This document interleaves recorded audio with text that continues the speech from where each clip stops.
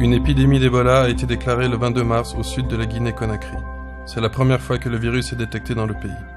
MSF a mis en place une structure d'isolation des cas suspects à Guékédou et se prépare à faire de même à Massanta, 2 localités de la région de Nzéré-Koré. À ce jour, sur 80 cas suspects, 60 décès ont été enregistrés par le ministère de la Santé. L'Ebola est une maladie rare mais grave et souvent mortelle, qui se propage rapidement par contact direct avec des personnes ou des animaux infectés. Il n'existe pas de traitement pour la fièvre Ebola. L'issue est fatale dans 25 à 90% des cas. Le virus d'Ebola provoque une fièvre brutale, des maux de tête, des douleurs musculaires, une conjonctivite, une faiblesse générale, puis dans un deuxième temps, des vomissements, des diarrhées et parfois une éruption cutanée. L'Ebola est très contagieux.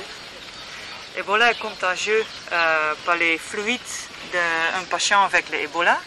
C'est pour ça qu'on doit éviter d'être en contact avec le fluide d'un patient. Donc le fluide, ça veut dire le vomissement, le diarrhée, le sang, la salive, le sueur. Donc pour nous protéger, on a des vêtements spéciaux.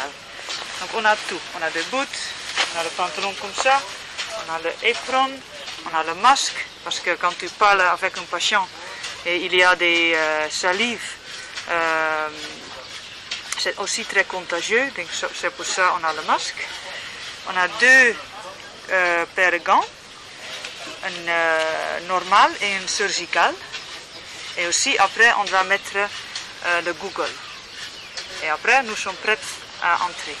Même s'il n'y a pas de traitement curatif, on peut réduire la très haute mortalité de l'Ebola en s'attaquant à ses symptômes, en perfusant par exemple les patients déshydratés par les diarrhées.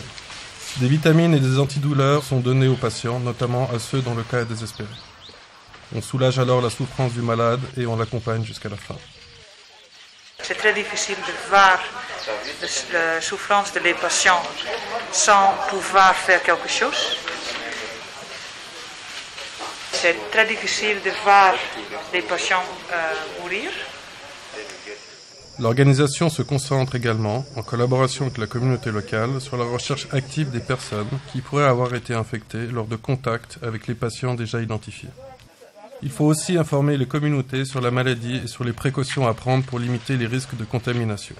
Avec des mesures d'hygiène de base, comme se laver les mains, on peut en grande partie diminuer le risque de transmission.